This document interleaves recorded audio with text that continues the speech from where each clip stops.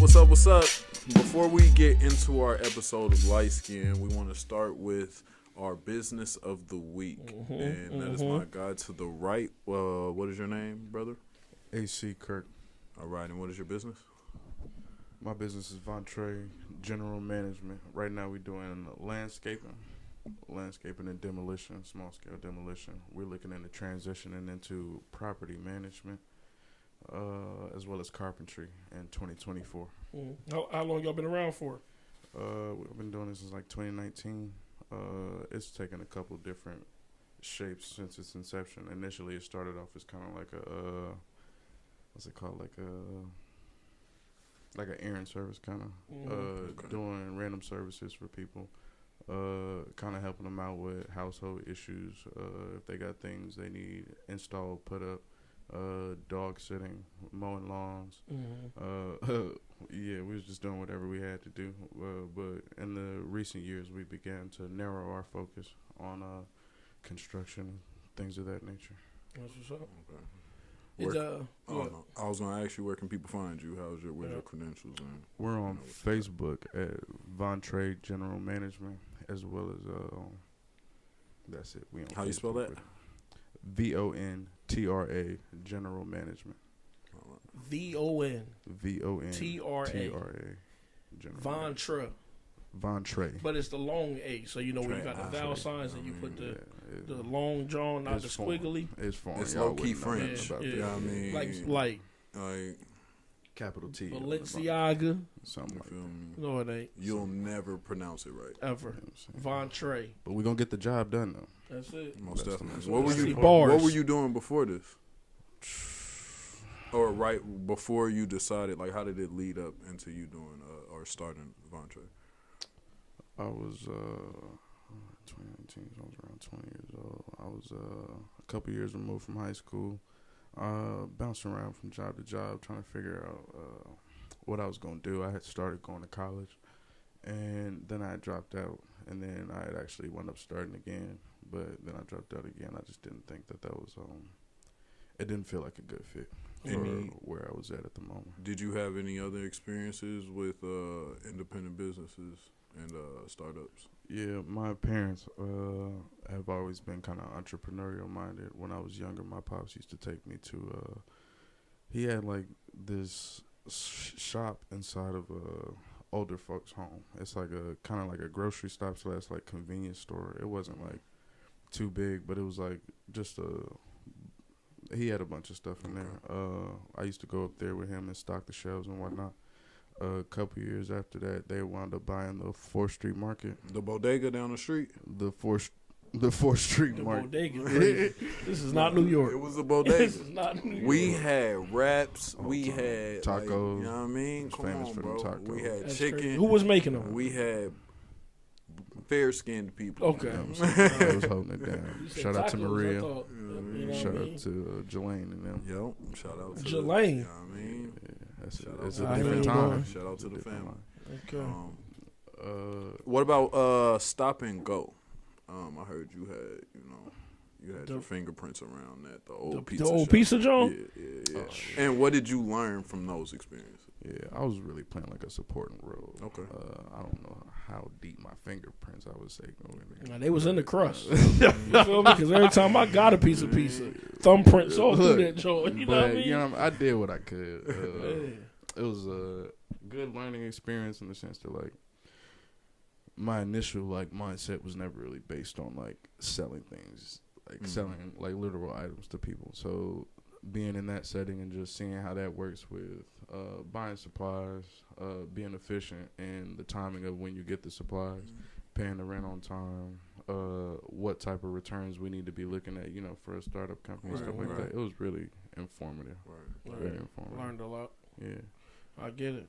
Well, once again, AC Kirk, if you're looking for services, if you want a deck built, a roof put on, we can do it. Remodeling of a bathroom. If you got a dog that need a dog house, you know what I'm saying? you know what I mean? if you need your snow shoveled, I know, you know what I'm saying? Because it's snow out here. Landscape. Mother It ain't Nature snow out waiting here on yet, but There it will will be. be. It's going to be out here. We ain't going nowhere. VonTra. VonTra, All right. VonTra General Management. You can find Don't us put a on Y Facebook. at the end. Don't do it. That Or makes E. sense too, but don't do it. Don't do it. You know what I mean? It's Because, foreign. yeah. It's foreign. We elegant. Balenciaga. Thank y'all very Elegant. much. Yeah, Thank you. I appreciate Thank y'all. you, Oh yeah, thank you. Appreciate you. Mike. Oh, Mike's here, y'all. Everybody. Mike. Hey! Big Mike. All right. Good morning, everyone. Welcome to your first episode of Light Skin. A lot of people wonder, why do we call it Light Skin? It's because of transparency. It has nothing to do with shades of skin. Not at all. You know what I mean? It's not a it's not a racial thing Yeah. at all. And we are diverse in here. You know Yeah, what I mean? most We got definitely. dark lights, whites, whatever. Yeah. But it's like Trail said, it's all about transparency. I'm the host, Pez Davila. We got Kentrell Kirk. And Jack McCullough. and we got our special guest with us today, none other than the big chief himself. Want to introduce yourself? Yeah, my name is Mike Ceynowa. I'm the chief of police for the city of Duluth. I'm excited to be here. Excited to be part of this inaugural podcast. Yeah. Well, Yeah, most definitely. Yeah. Yeah, So- we're glad to have you. We're glad to have you here. appreciate it. Much appreciated. Yeah, thanks for joining us. Yeah, first of many. Well, before we get into it, tell us a little bit about yourself. Tell us how you grew up, where you grew up, just life as a youngin', and then we roll from there. Sure. I grew up in a first-ring suburb of Minneapolis, Fridley, Minnesota. Kind of a small town. I only graduated with about 150 kids, Okay. which isn't very many when you think how close we were to Minneapolis and some of the other bigger schools. My neighborhood was made up largely of teachers, police officers, nurses, and probation officers. Can't get So- no trouble. No, That's crazy. Locked my down. dad was It take a village. You feel me? my dad was a probation officer. He ended up being director of corrections for Anoka County. My mom was an RN. I got two younger sisters. One who lives out in Washington Heights, in Lower Manhattan area. Another one that lives down in St. Louis Park. And so we were just that typical active family. Yeah. I played football, basketball. I ran track, played soccer in the summers. Yeah. My sisters were into kind of the same things, and so my parents were just kind of constantly running with us and doing those crazy kid things. Yeah, heck yeah. Yeah, no, I'm growing up. It was nothing like that. We ain't have a lot of cops in town. We did, but they ain't live where we lived at all. Kind of far away, but a lot of sports and stuff. I know they play sports too. But yeah, was so growing up around and having those people in your neighborhood, police officers, probation officers, things like that. Did that kind of prompt you into getting into this field, or? Yeah, I think that it did. I was just around a lot of people who had civil service type jobs, that were in helping professions. My mom also volunteered a lot, so she's really active in our community, active with our church. So I think that did kind of like, hey, you've got to do something to help take care of your community, take care of your neighborhood. So it kind of guided me through that. So, growing up, I was also involved in like youth and government. So we'd go down to the Capitol and play legislator, for a weekend. In college, I was a resident assistant. So I was, kind of doing that kind of gig too. Working with other, peers and classmates to make sure we had a good living environment. So I think, all of those things kind of kept pushing me towards this. Yep. And I knew I didn't want to, where I ended up versus where I started. At the time, I knew I didn't want to be behind a desk. Yeah. I wanted to be out. My college jobs were construction and brickyards and things like that. So I liked getting my hands dirty and being out in the world. Yeah. So I knew I didn't want to do a desk. Now here I am behind a desk usually. Yeah, right. It's full circle. Yeah. I'm glad you brought up college because I was wondering. One of my first questions that I thought of was how was your first college party? that you ever went to, and how was your first high school party? Oh, Diving in. high school party after I was a cop and had to deal with that, or high school party? Let's go with both, but let's just say let's start off with you as an adolescent. Adolescent. And your first just party in general. Yeah, I probably skirted the edge a little bit. It wasn't really like my big forte, but we were at, that was still back in the day when kids would throw keggers, and our keggers were usually on the edge of, well, we'd make sure we were just inside of Minneapolis because the Minneapolis police didn't want to deal with that stuff, so they just let it go.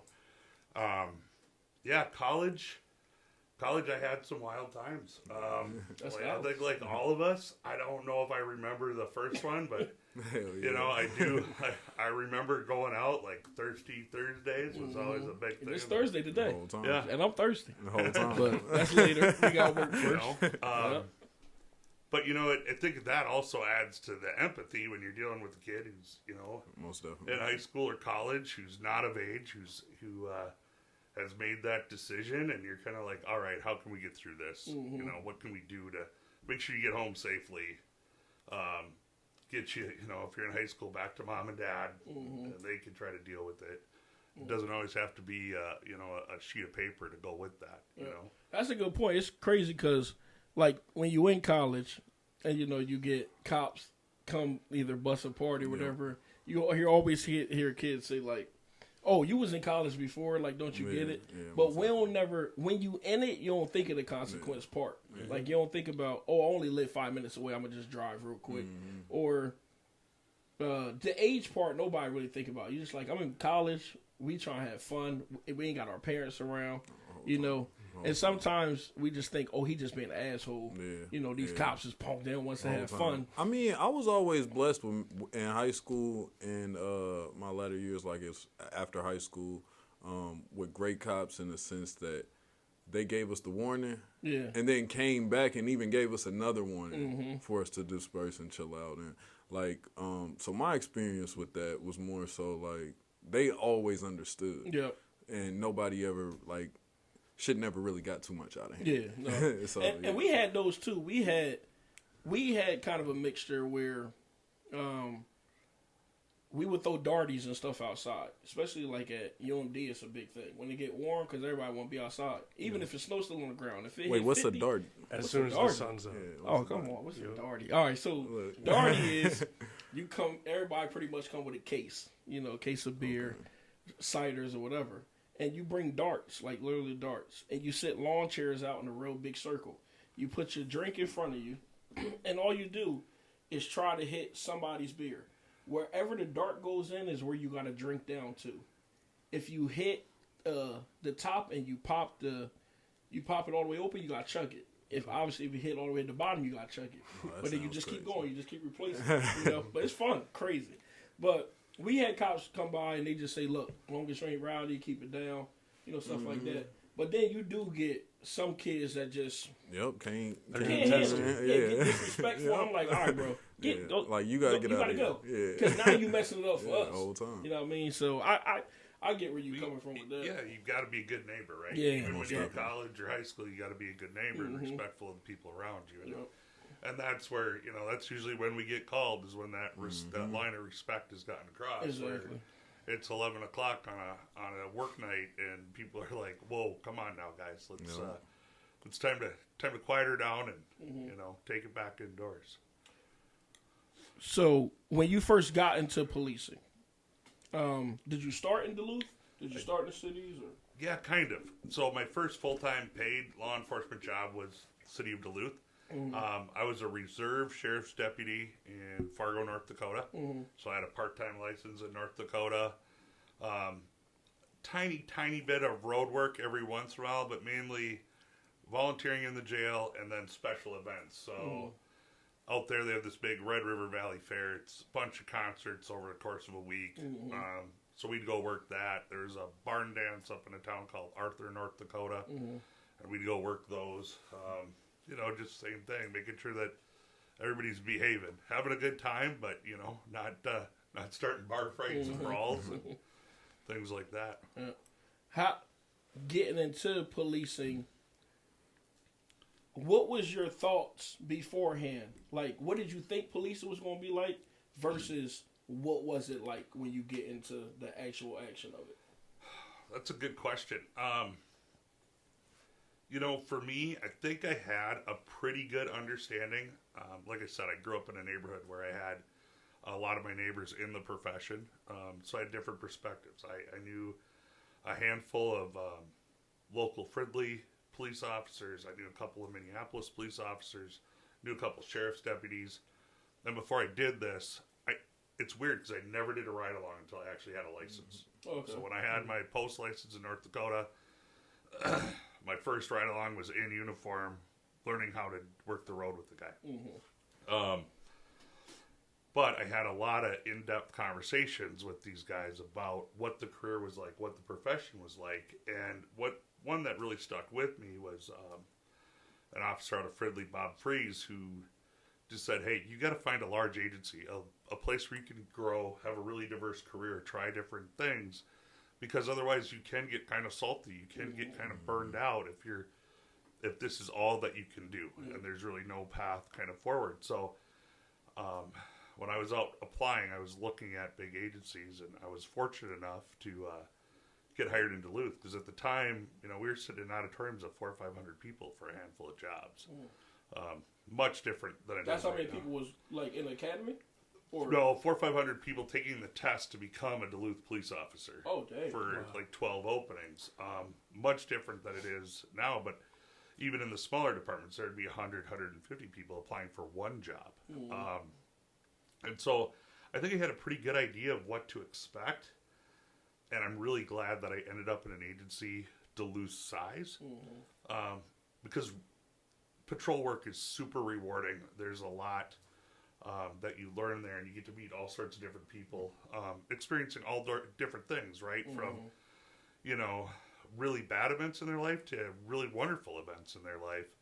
But then you get to a point where you want to try something else, you want to expand. And so we have investigative units, and you can go do that. And then you can come back to the street, or you can promote through the ranks and do different things. So I'm glad that I ended up here, and I think it was what I expected it to be, even starting out.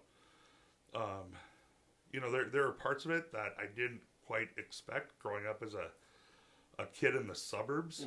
I didn't see. Wasn't exposed to that level of poverty. At the same time as an 8th grader in middle school, I worked for a friend's dad who owned a bunch of rental properties in North Minneapolis. And so we would go in there when people were moving and clean and paint and do all that stuff, get it ready for the next tenant. So I did see, some of that, how some people were, really just trying to scrape by and make it. And no, the shit you seen was probably crazy. Yeah. Probably crazy. We got to bleep that out. But, oh, yeah, I wanted to ask you, what was the biggest difference in the academy from when you started and what people are doing now?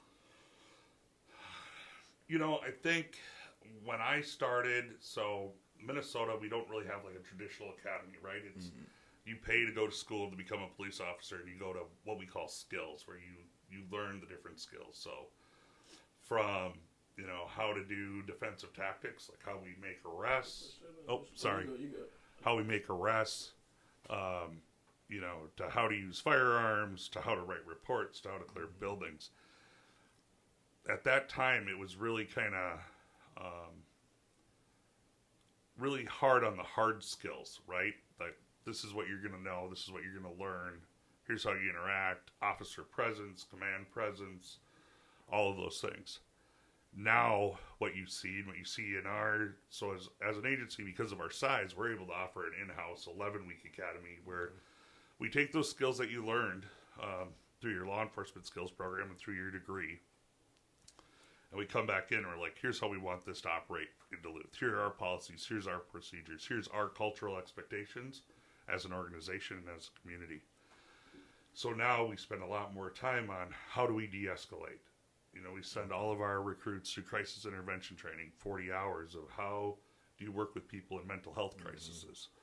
So they're getting more so into the psychological side now. Yeah. Okay. Yep. Yeah, that's fire. I like it. Yeah. How do we work through things? Because we know we can't arrest our way out of the things that are occurring in our community, right? Most We need definitely. partners like Family Freedom and other groups. Or just generational trauma. Yeah. Like you said, you can send 100 people to jail, but all you did was move the issue from outside to inside.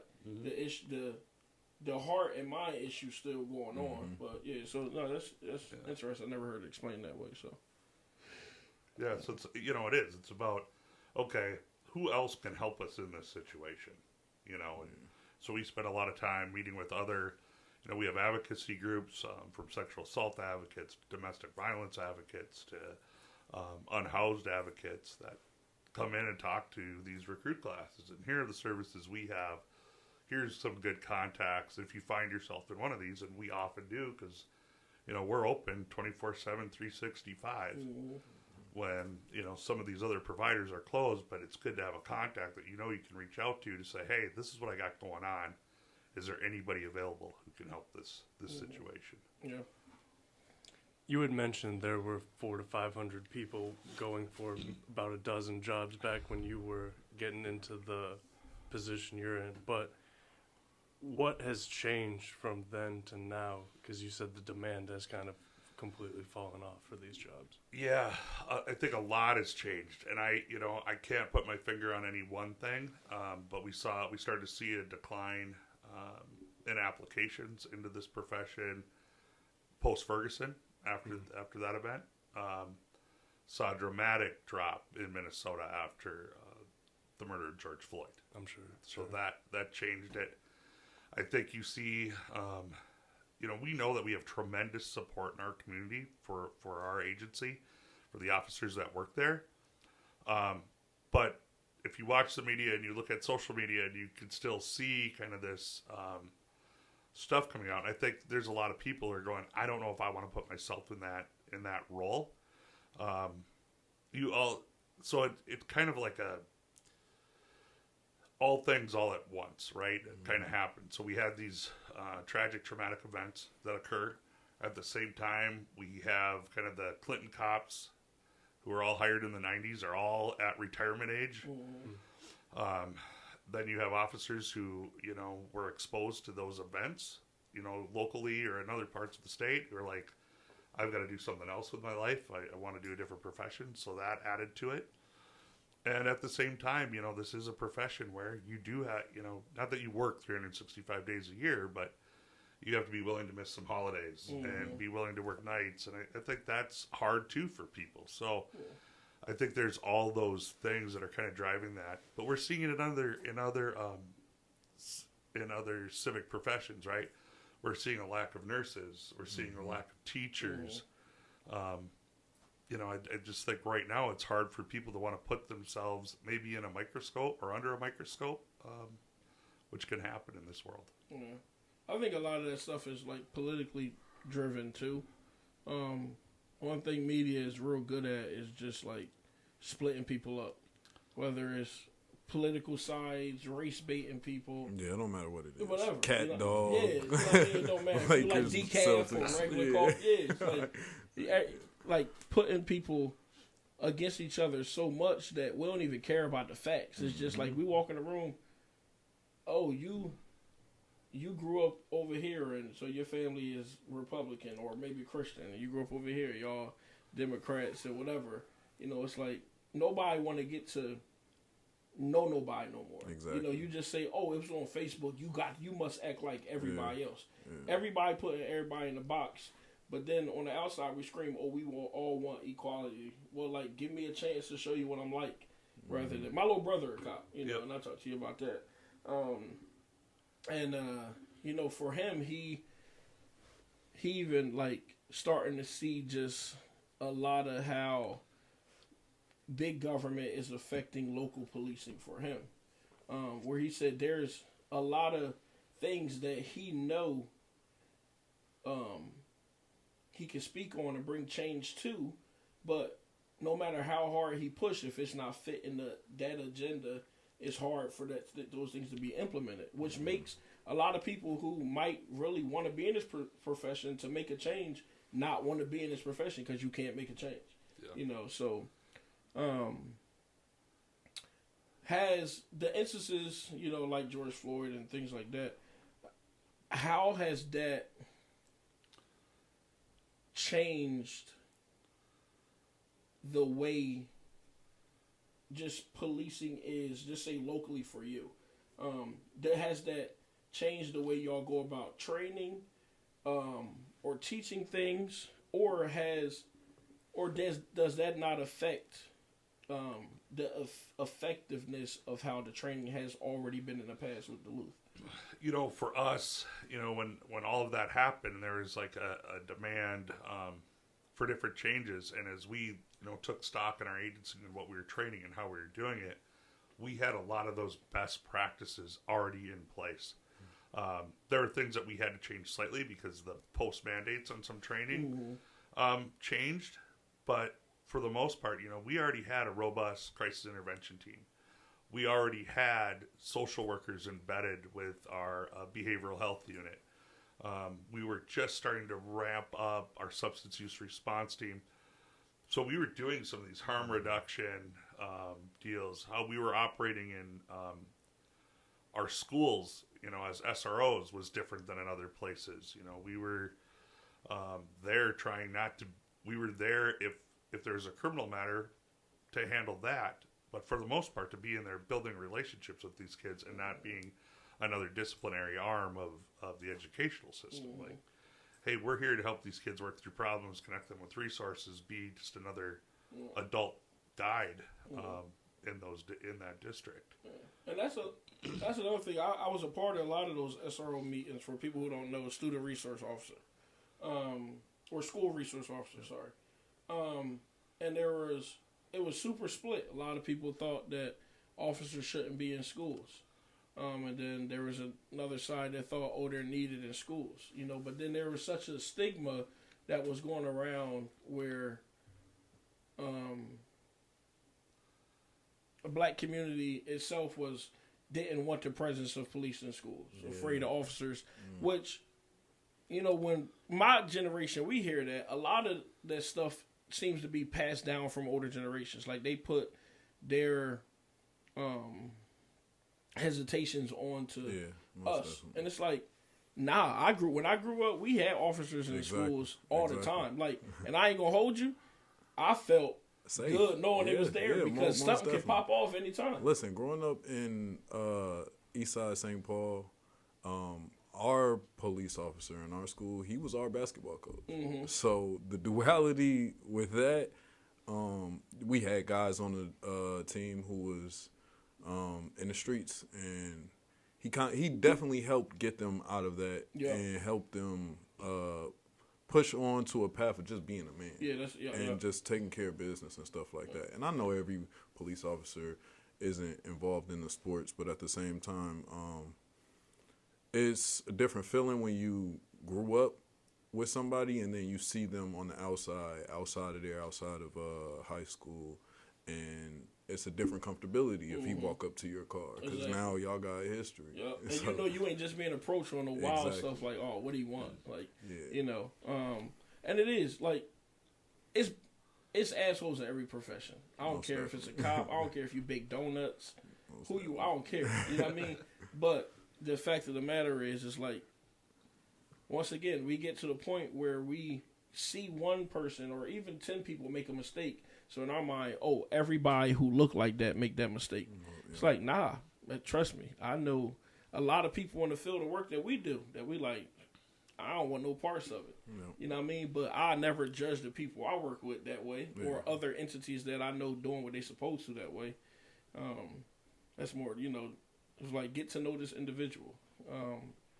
You know, and see the work that they doing versus judging me off of the failures of somebody else. And like, just the way this, like, just social media and everything is set up for everybody not to do that. Back to what you were saying earlier. Like, everybody's in their own box and want to be part of a group, but don't want to be part of the majority group. Yeah. So did y'all have officers in your school?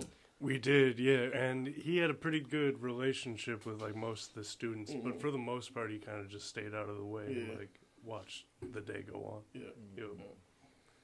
Yeah, I think it's, it's tough in our profession too, because when you call 911, you don't get to like, well, I'd much rather, I'd like to have this officer show up, or I'd like this department to show up.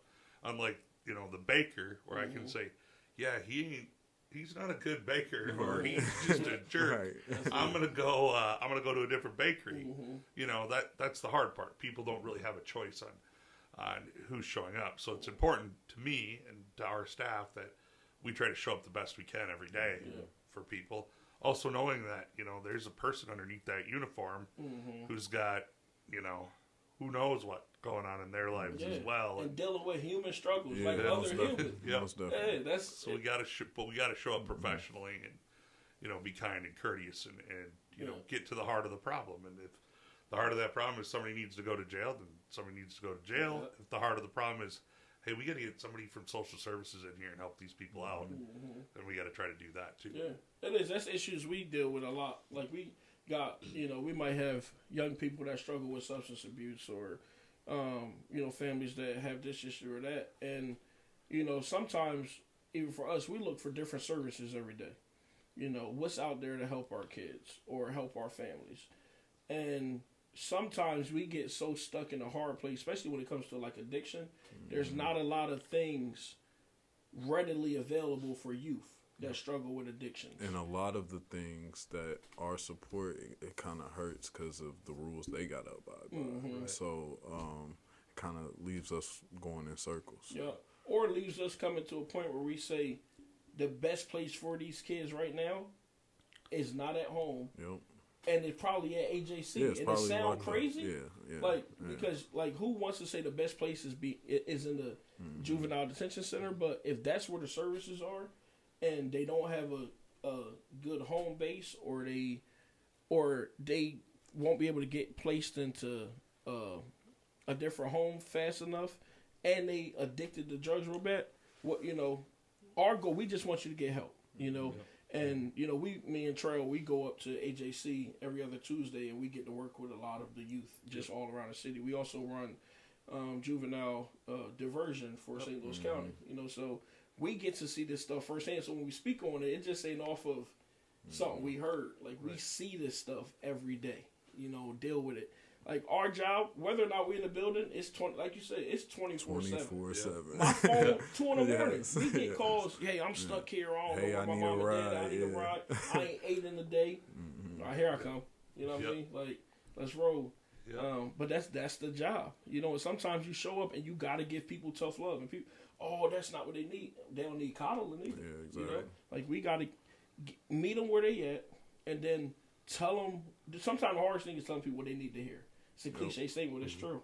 People don't want to hear what you need to hear. Because it's going to be a challenge. That's it. Yeah. It's going to be a challenge. They just want to hear something to make you feel good. I'm not here to make you feel good. I want you to get better and get in a better place. That's it.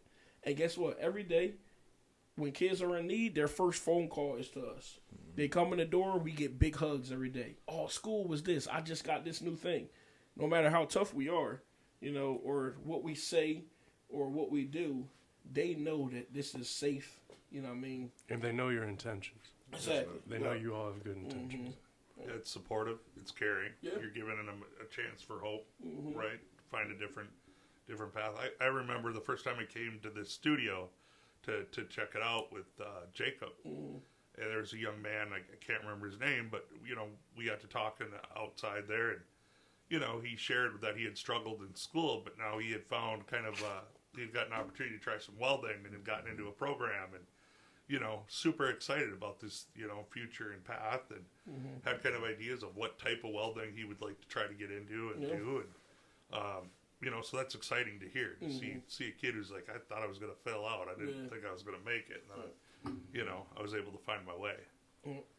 If you could start over, would you choose the same profession? If so, why? If not, what would that alternate be? I've thought about that a lot, and if I went back to do it again, I would. I have enjoyed my career. I've enjoyed the people that I've worked with. I've truly appreciate the people I've had an opportunity to get to know. You know, from all different walks of life and different professions, or, you know, even, you know, I've locked some people up who I've seen after prison who said, you know, thank you. My life was falling apart. You know, I had this addiction issue. I had that. You know, it's not always substance. Sometimes it's gambling, and it's other things that all of a sudden lead to, oh my gosh, I got to go do this to, you know, one, pay my bills, and two, support my habit. You know, sometimes it's relationships. Sorry, I don't mean to cut you off. Sometimes it's relationships, and you got to completely separate yourself from that person. And I've seen, and just growing up, like I said, on the east side, St. Paul, that jail will save that person from doing drastic measures. Yeah. And just because people in relationships know how to push those buttons. Yeah. And some toxic domestic violence relationships are both-sided. So I feel like the separation at that point needs to happen, and sometimes it doesn't. It doesn't, because I know that it's a gray area for you guys, and you guys can't really do all that you would like to do in certain instances. But I just wanted to say I'm thankful for the way you guys handle those situations, because, like I said, you can't do much, but you do what you can. And I just wanted to say I appreciate that. Appreciate you saying that. Yeah, you know, I mean, it's been a good career. I mean, I don't know what else I would have done. Yeah. I mean, I was studying for the LSAT. I was thinking about going into law school towards the end of college, and I just, like I said, I couldn't see myself sitting behind a desk. If I wasn't doing this, I'd probably be a contractor.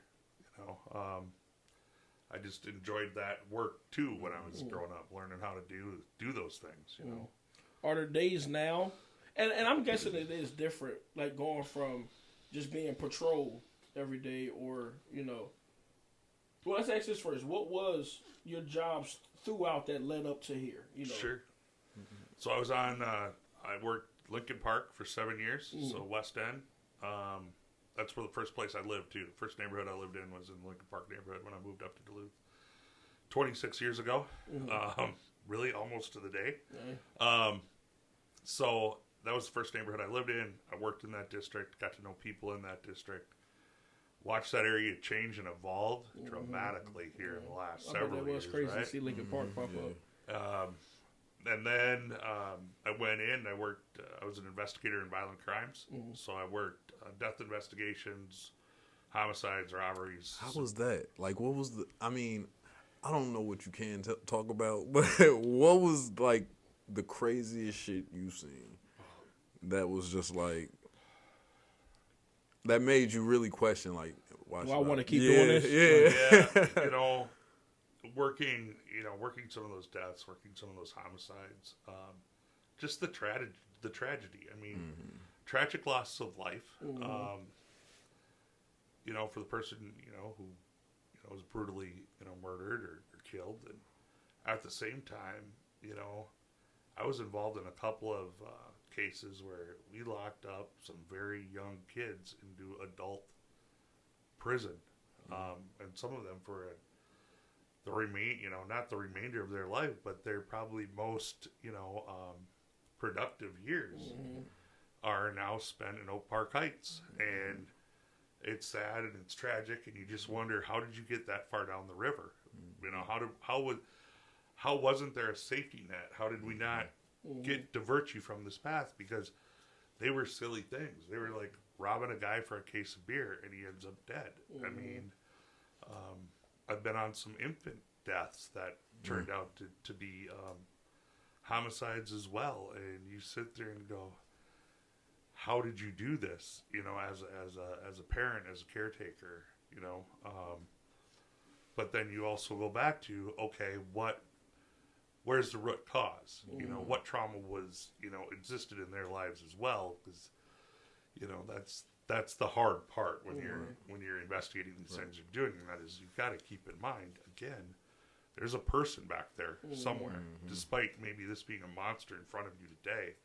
Somewhere under there was somebody's son, daughter, brother, sister, mom, dad, at one point. So yeah, you know. Yeah, I admire you for that because, like I just said, I don't know. I wouldn't be able to do it. Like infant deaths or like just child deaths in general. That would have been the day I'm putting in my 2 weeks. Yeah, my brother, it's crazy. My brother, his first shift as an officer, if I remember right, I don't know if his first shift, but it was close to damn near him just starting. He got called on a missing child's case, and he went to the backyard of this neighbor's house. Just surveilling the neighborhood, found a kid in the swimming pool. And I remember he called me. He said, "Shit," he said, "Bro, this early. You know what I mean? Like I need to. Is I'm about to do this or am I ain't?" Right. And he's in the military too at the same time. Right. So but I don't know how long he's been in now. He probably been an officer for about 8-9 years now. Still going strong, but.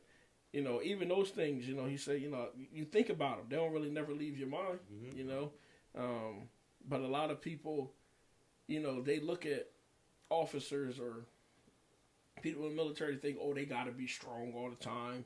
You can't let that stuff bother you. Like you said, they humans. They go home and go to sleep just like we do every day. But I know what we deal with here. We got to be tough for the kids. But there's nights I go home, I'm like, what? Like, did this really happen? Like, did we just have to make this call? Did we just have to get this kid out of this? Like, dang, so. Yeah, because the stories are heartbreaking, right? When you talk to these kids, they're heartbreaking, gut-wrenching. It's no joke. And no matter how much, there may be days where say, this is probably it. You can't. You because if not us, then who? And people say, oh, there's somebody out there. I ain't got time to wait for somebody. The whole time. They don't either. Exactly. They don't either. You know what I mean? Because you hear a lot, like, an incident happened. Somebody say, oh, we can handle it tomorrow. Then next morning, this kid overdosed. Or, they hurt somebody. Now they locked up. When we could have just said, you know what, let me get off my ass. Let's make these phone calls or let's get them to where they need to be.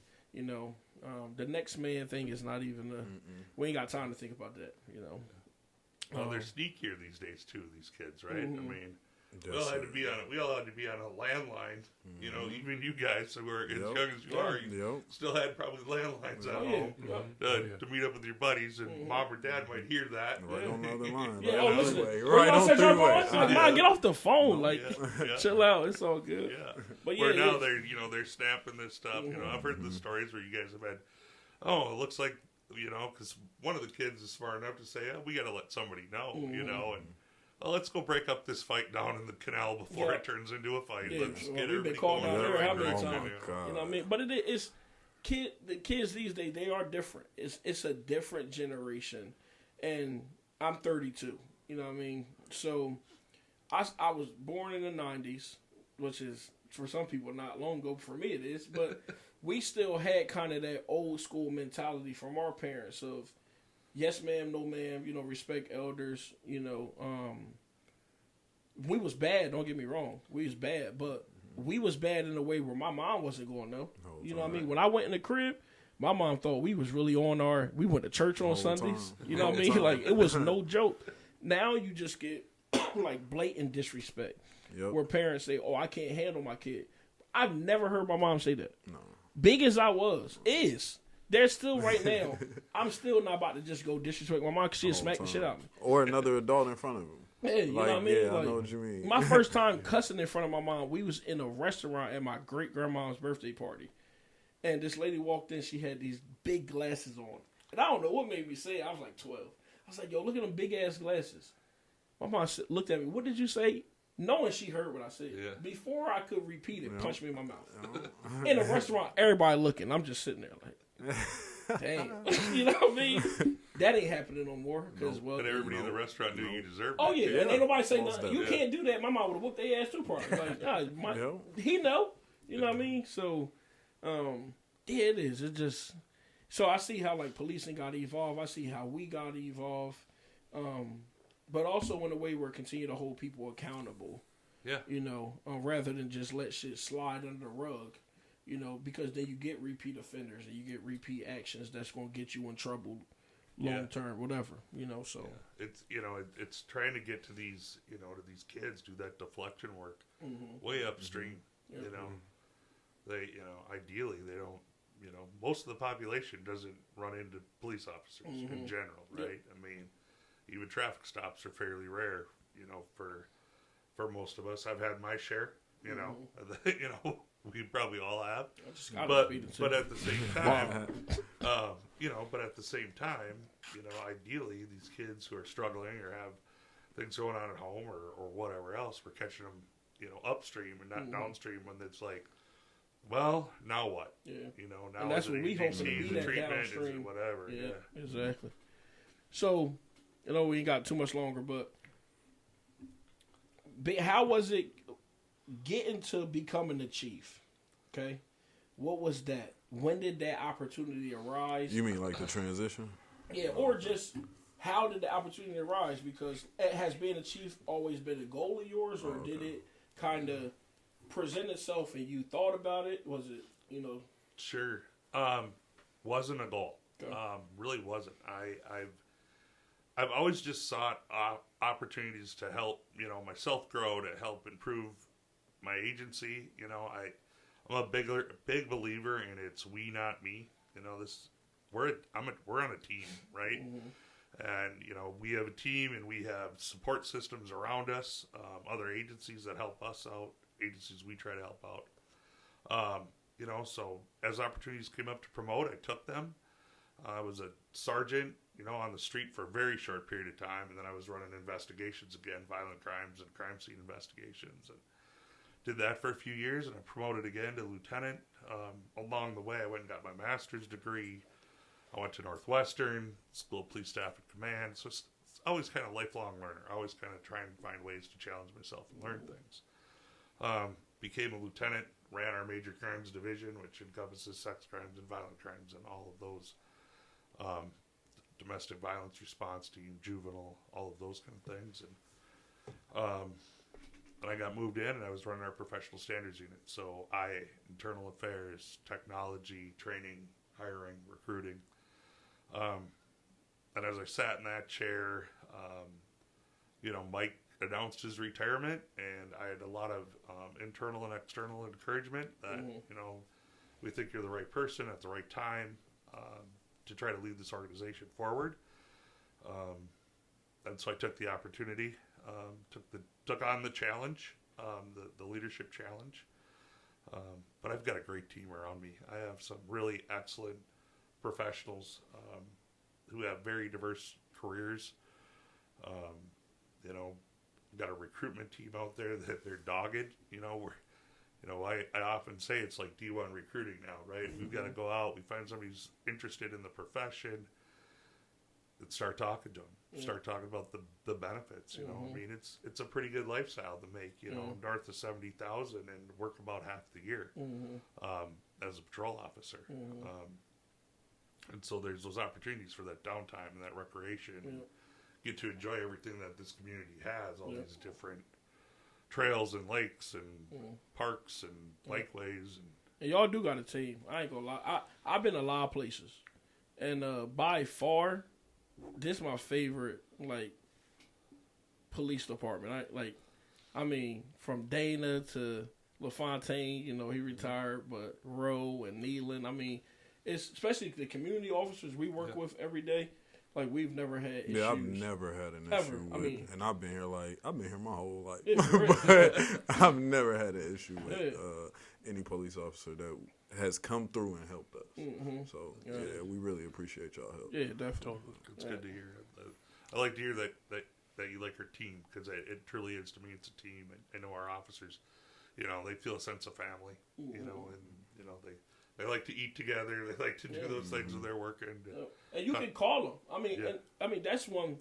We've had instances down here where I'll make a call to an officer I know ain't even on shift, and they have popped down or they say, "Hey, let me get somebody down there who I know." So it's never a hesitation. For them to step in and help. They go above and beyond. And there's a lot of people that probably disagree with what we say. I don't care. Well, you can't. You don't know. Oh, shut up. I just know our personal experience. That's all I'm going to work off of until they show me something different. Whatever. I mean, so no, we appreciate the work you're doing.